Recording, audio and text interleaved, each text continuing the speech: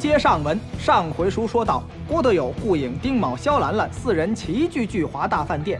郭德友假称饭店有老鼠，制造混乱，趁乱混进饭店后院隐藏的鸦片馆。4人大闹烟馆，郭德友不堪鸦片侵扰，几度陷入变冤幻境。即将成功逃走之时，发现了一间密室。警察查封烟馆，郭德友引出幕后管理者王掌柜。丁少爷拿着船只记录责问胡总管，老胡告知丁卯此事莫要深究。丁卯连夜提审，王掌柜供述烟馆进货渠道正是漕运商会丁义秋。引出来，丁卯夜审，王掌柜毙命，萧兰兰接前情往事，郭德友施巧计要引出真凶。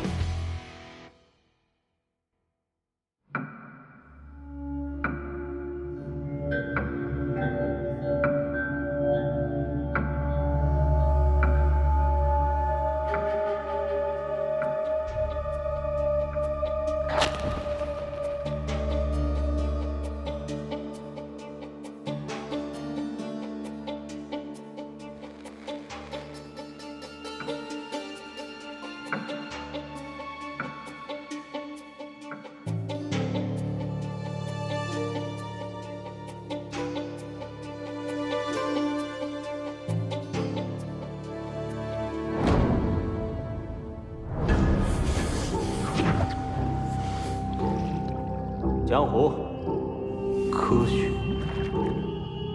拳脚，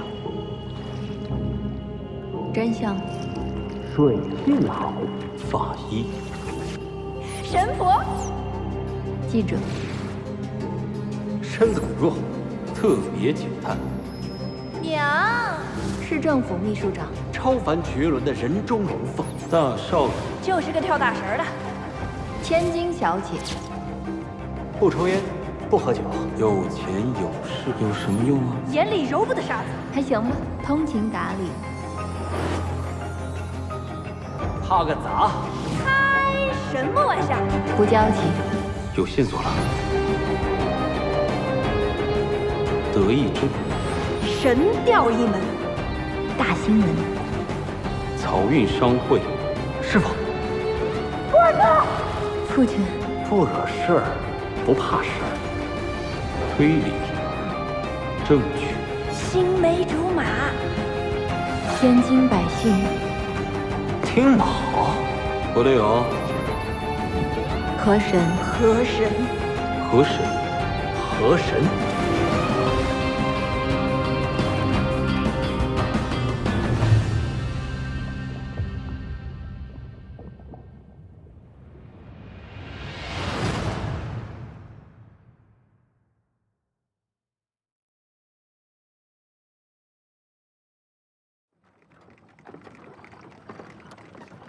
哟，胡大总管，您这是？我来给少爷送汤。嗨，这点事儿您还亲自跑一趟，大晚上的。哎，这岁数大了，晚上睡不着，我就到这里溜溜腿。进去吧，进去吧。哎，待会儿来喝汤好吧？不了，胡总管。哎。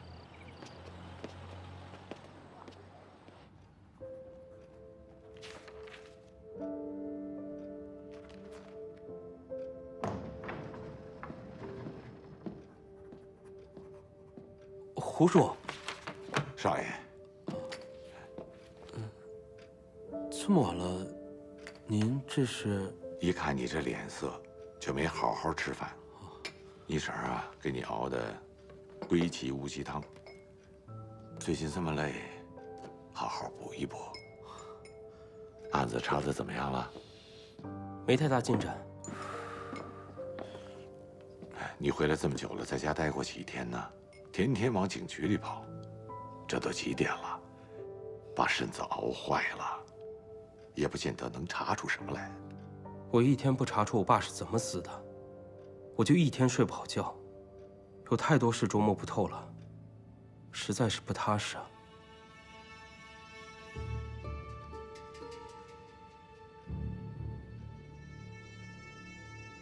那个畜生也不知道用了什么办法，竟哄骗圆圆随他私奔。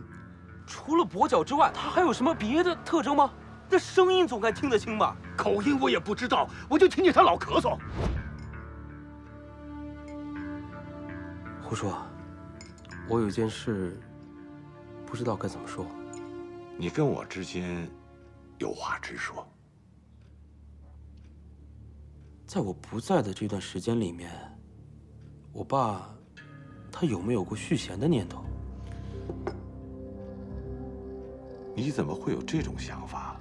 或者说是他有没有过在外面留情？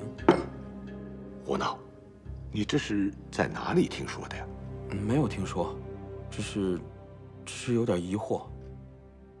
丁会长一心都是扑在了这个漕运商会的发展上，再有就是担心你，他哪有什么心思，哪有时间去动这个念头啊？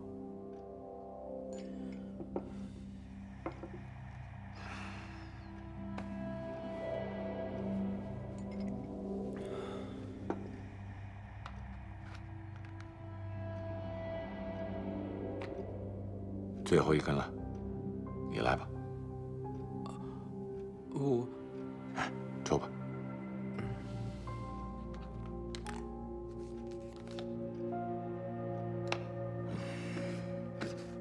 知道你心烦的时候，偶尔也会抽。这人生一世，草木一秋。我胡海江这辈子只负一个人，那就是你父亲。现在咱们漕运商会在天津地面上也算是有头有脸了。丁会长无论走到哪里，大伙儿多少都得给面子。按理说，他完全可以不用再这么拼命了。丁会长的心思可比咱们这些人想得深呢。他考虑的可不仅仅是漕运商会这小小一家，他是为了海河，为了整个天津卫。如果非要说他有什么私心的话，那就是你。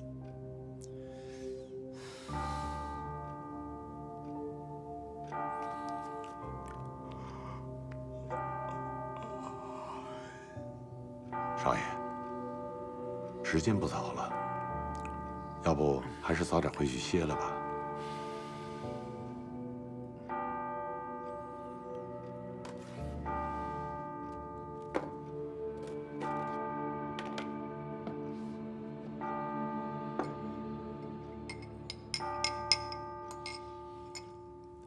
少爷，少爷，都过12点了，赶紧回去睡吧。没事。在里面还有个重要的犯人，我要审。是吗？行，可别毁了漕运商会的声誉。你先回去吧。哎，啊，我走了。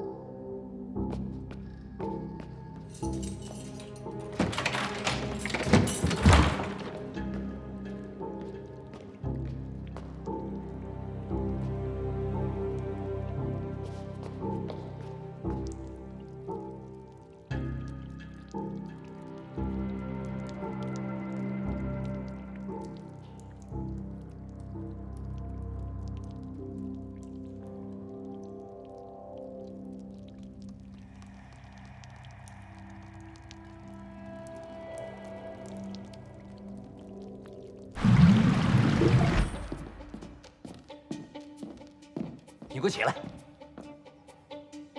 我问你，人怎么会死呢？我也想问啊。好好的人关在看守间里头，没人问，没人碰，他怎么会死呢？他怎么死的呢？一定是有人要杀人灭口，咱必须马上彻查，排除隐患。彻查？你还要不要点紧呐？真是夜猫子进宅，无事不来呀！我他妈现在就想抽我自己的脸！当时吃了嘛迷魂药了，就让你查案呐？现在说这些要紧吗？有用吗？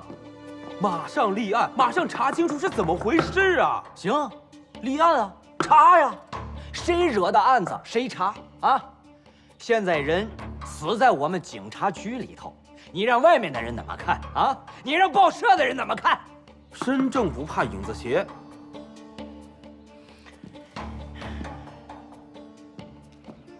丁太原，丁某，我再问你一遍，王掌柜是怎么死的？淹死的。放屁！队长，喝口水，消消气儿啊！滚！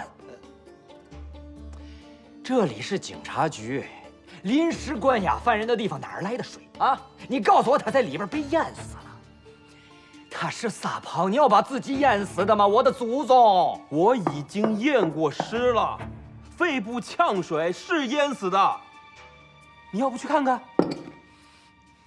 不看。都说咱们警局里也闹河妖了。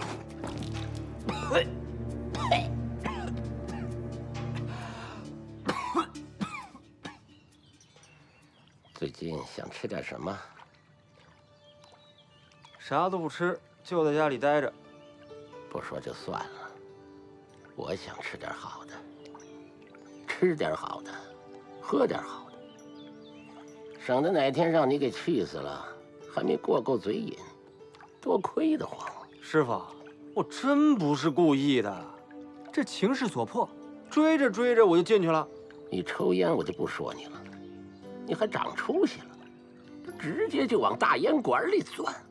都怪丁某那小子，每次都是为了要帮他。您找机会一定要好好教训教训他。你还来劲了你？不管好自己手脚，你反倒赖起你师弟来了你！我知道错了，我下次不敢了。这次你有命活着回来，就算你运气大，你还想有下次？我也没想到这次反应这么大。什么是大爷？你知道吗？普通人沾上都得丢半条命，就你这身子骨，你不是找死，你是什么？我知道错了，师傅。师傅，你没事吧？你给我老实泡着。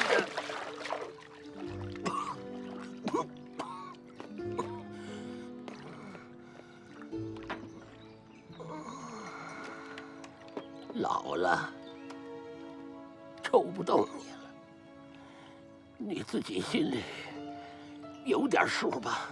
您以后抽不动我了，我再犯什么错，我就自己抽自己。您刚才不是说想吃顿好的吗？您要吃什么告诉我，我现在就去买。晚上咱爷俩吃顿好的。这吃什么吃啊？你知道这里面我给你加了药量了，你给我好好泡着吧。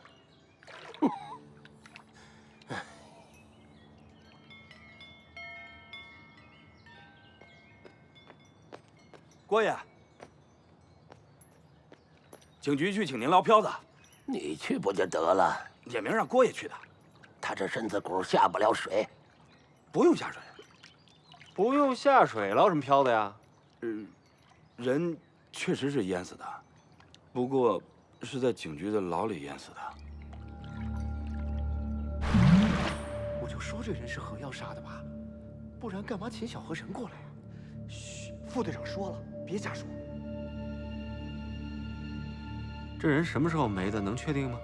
根据尸体的僵硬程度来看，死亡时间大概是昨天晚上的11点到2点。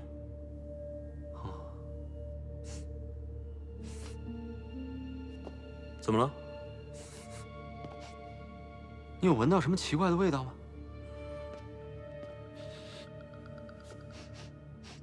没有啊，就是一些霉味儿。除了你之外，还有什么人进过这里吗？副队长把案子全权交给我了，钥匙只有我有，谁都进不来。钥匙呢？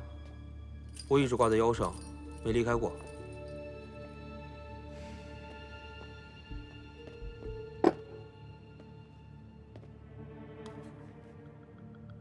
这锁锁芯这么深，一般人他撬不开。而且这儿只有这么一个通道，别的地方进不来。不用查了，我知道是谁了。谁啊？你啊？都什么时候了，你能不能不开玩笑了？你能证明自己的清白吗？房间是密室，而唯一的钥匙在你身上，很明显，你的嫌疑是最大的。换谁来查这个案子，第一个怀疑的肯定是你。我有不在场证明。怎么证明？胡叔可以证明，我们两个一直在外面聊天。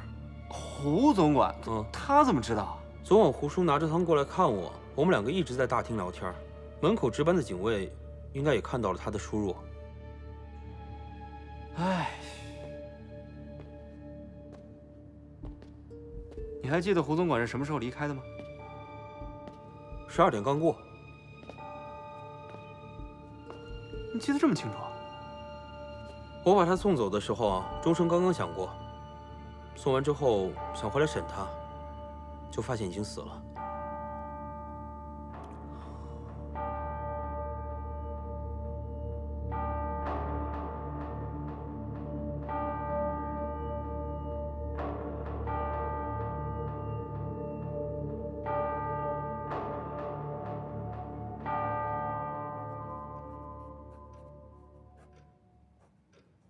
小河神这是在除妖吗？闭嘴！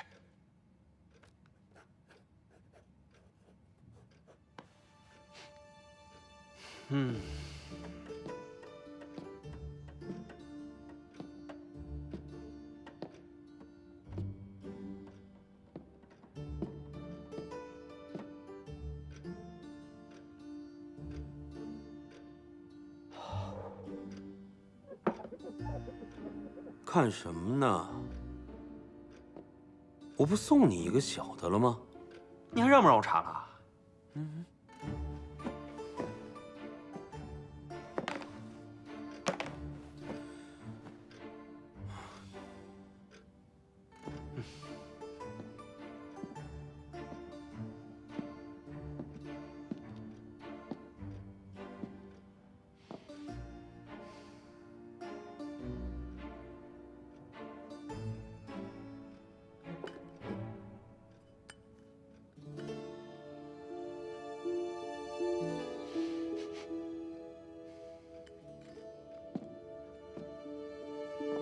你抽烟了？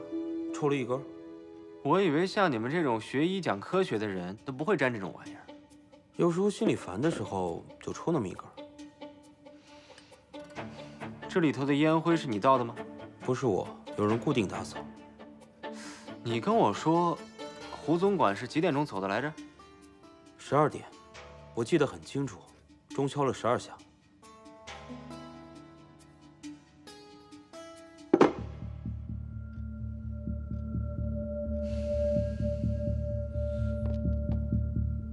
你看出什么了？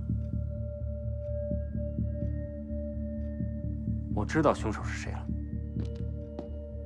谁？而且他大概的作案手法，我也知道是怎么回事。赶紧说。有点复杂，想要知道结果的话，可能需要委屈你一下。委屈我？得赌一把。可是不管赌赢赌输，得到的结果都会关系到漕运商会的未来。你可要想清楚了。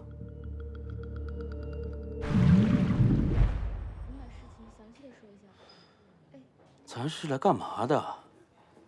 来准备那件需要委屈你的事情啊。能查的我都已经查过了。过去30年间，天津一共爆发了4次比较严重的洪水。最严重的一次发生在21年以前，当时的死伤和失踪人数达到了上百人。值得注意的是，在西郊重灾区有一个村子，叫做启明村。在受灾2年以后，突然出现了一个邪恶组织，叫做魔古道。魔古道在当时的京城四处掠夺儿童，影响非常的恶劣。不过可惜，当时的一些相关信息都已经被封存起来了，只知道官府带兵剿灭了当时的一些教徒，魔古道也就再也没有出现过。魔古道，正好，今天丁少爷也在这儿，有一个信息，我想你们2位一定会感兴趣。什么？当年围剿魔古道的一共有3人，这3个人你们都认识。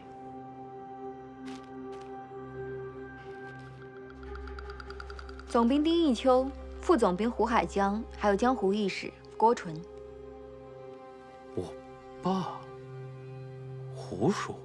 师傅，这是绑着我爸的那尊玄武像，我得去找师傅问问清楚。小河神，难道这就是你想要找的信息吗？哦，我有一个可以震惊全天津城的独家消息，作为回报，我想要送给萧小姐。震惊全天津城。嗯。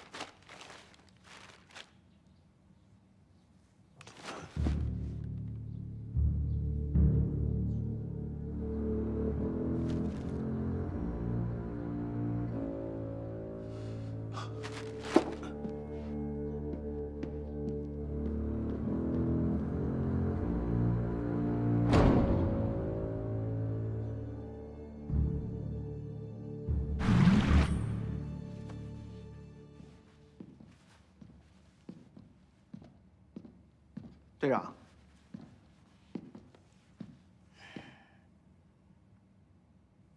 冤枉！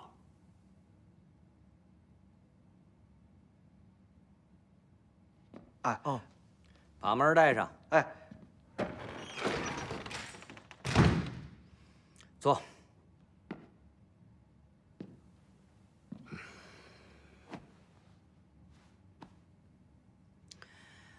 报上的消息看见了，人呢？压下来了。这事儿真的冤枉，副队长，通融一下。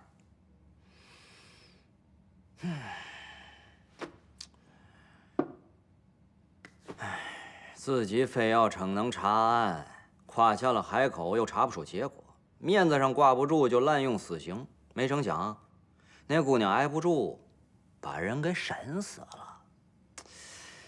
丁少爷倒是清醒的人，没藏着掖着，一人做事一人当，主动把所有的罪都招了，没有人冤枉他。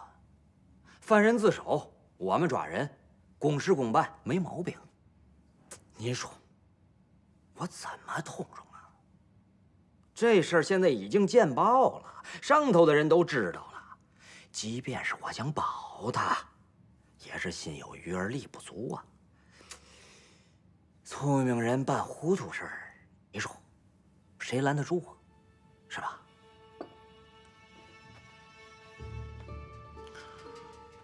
我今天来是来投案自首的。嗯？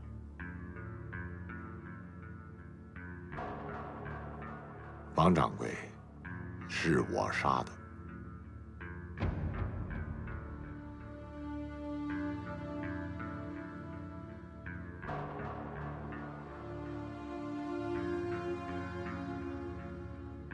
我把东西准备好以后，就来给他送汤。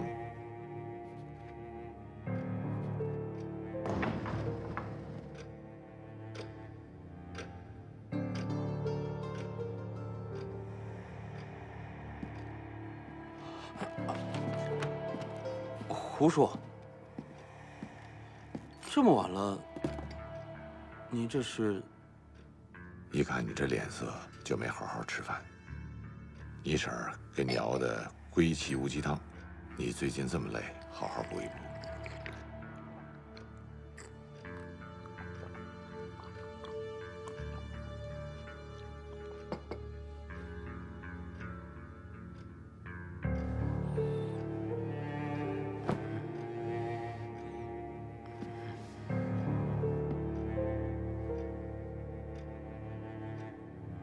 少爷，少爷，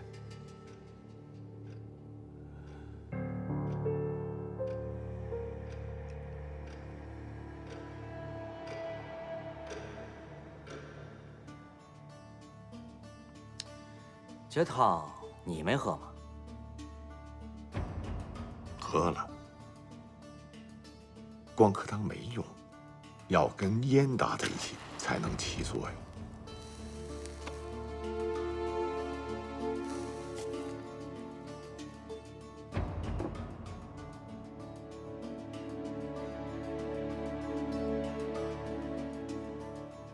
然后呢？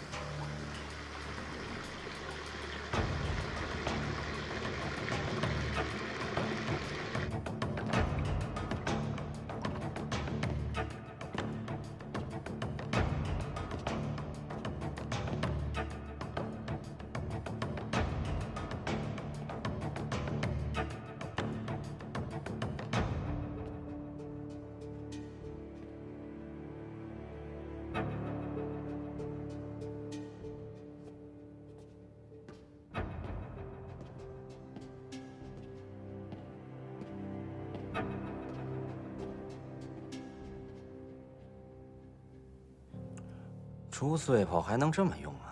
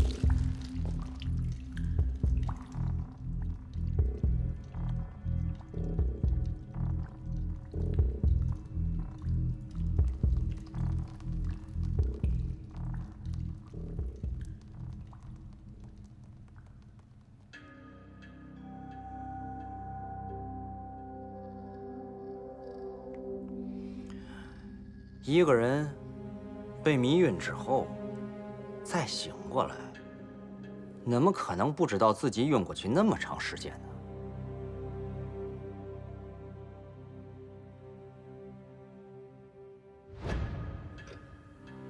时间是会骗人的。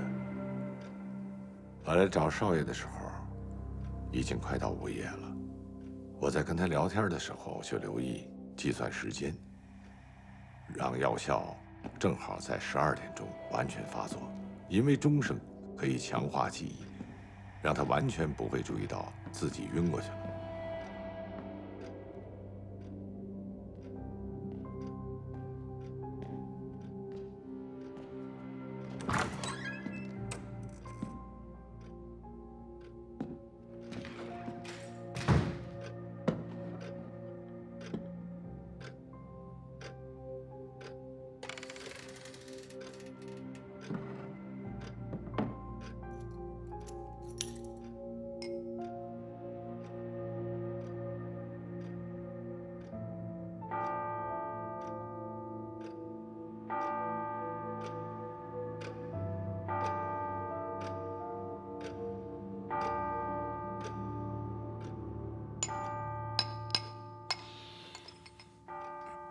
少爷，都过12点了，赶紧回去睡吧。里面还有个重要的犯人，我要审。可别毁了漕运商会的声誉。你先回去吧。哎，我走了。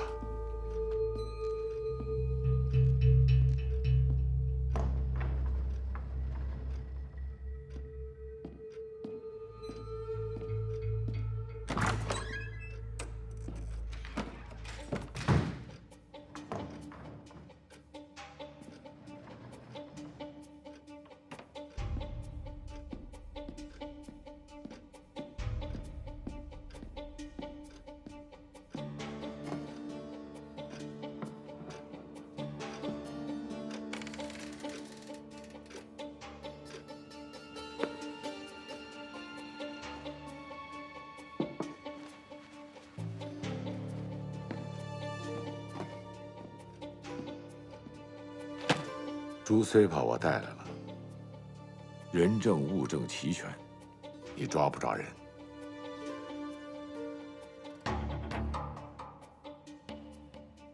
动机呢？你为嘛要杀他？我跟王掌柜的有仇。胡总管怎么会跟一个范大烟的结梁子呢？这个你不需要知道。那不行啊！丁少爷杀人的事情已经见报了，这时候我再把你抓回来翻案，那外边的人都傻呀！啊，这不明摆着的吗？漕运商会背后运作，找人顶缸，我们警局的威严何存呐？副队长，你现在就可以提审丁某。如果他把犯罪的经过一五一十说的都很准，我绝不干涉，不然我将动用漕运商会在天津的各个门路，把事情搞大。副队长，你可以考虑考虑。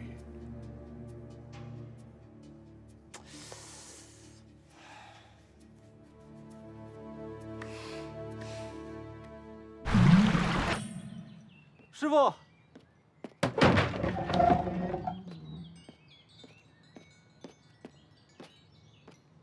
师傅，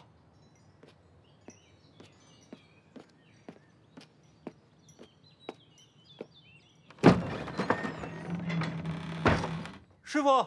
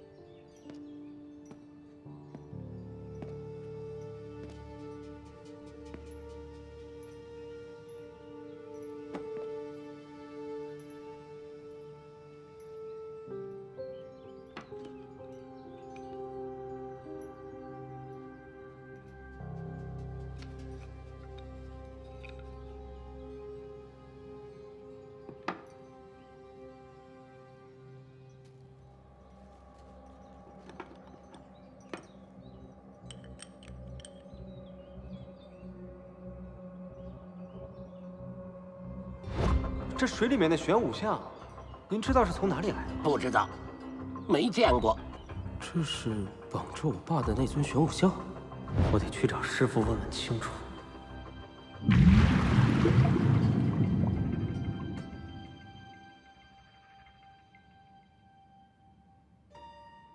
很多时候，就算苦主再怎么求，师傅都不愿意点烟变冤。倒不是因为他变不出来，而是变出来的真相对苦主伤害更大。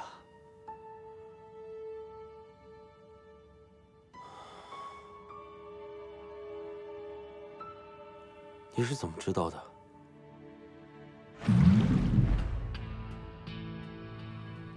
闻出来没有？酸的。是白醋。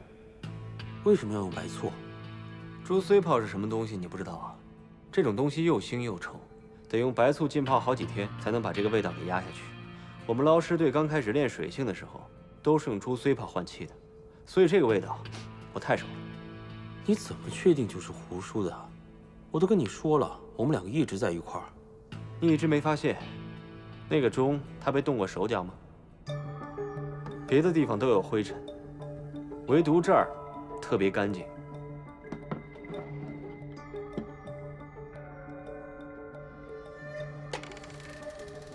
再看玻璃，珠碎泡很油，再加上手上沾了水的话，湿漉漉的去碰玻璃，很容易在玻璃上留下痕迹。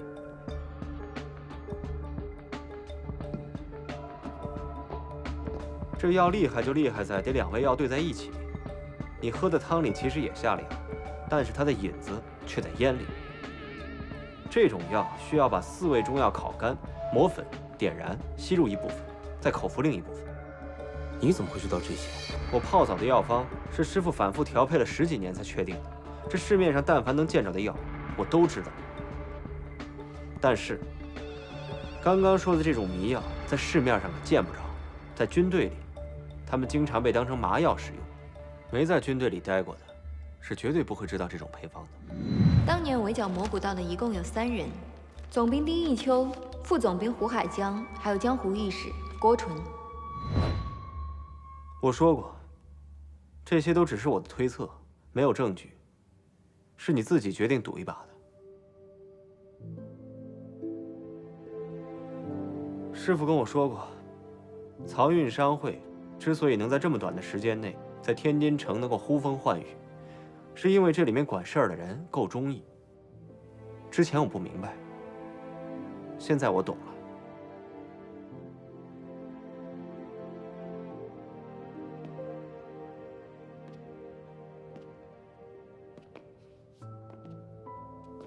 师傅不见了，什么也没说就走了。这里面一定有什么蹊跷，说不定就跟蘑菇道有关。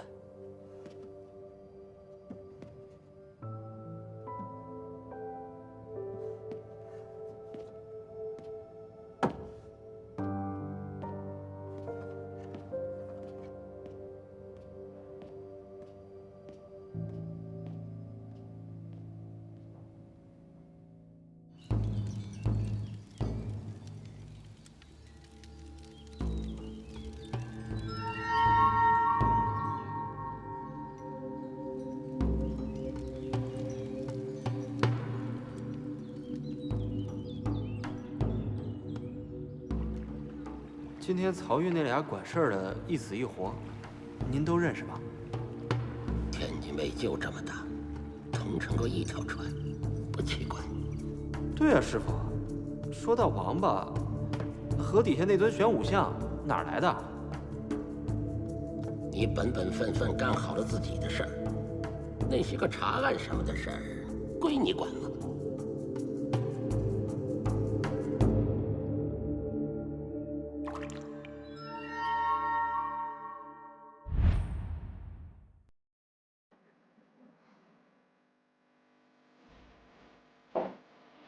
师傅，拿去了。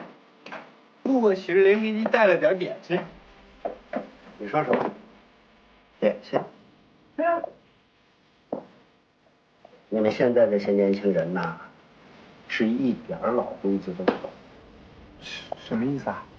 有句话你听说过吗？要杀要剐，问你什么？听过呀。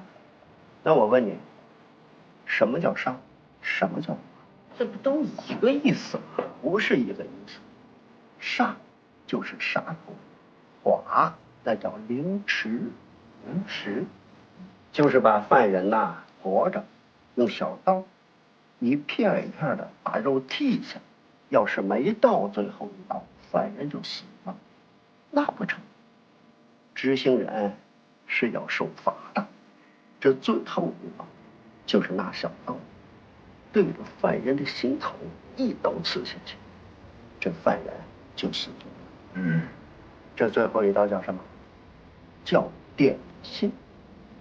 你给师傅送短信，是不是要把师傅罚了呀？这不知道吗？我这，您这么一说啊，我受益匪浅。我给您买了糕点。哦，糕点。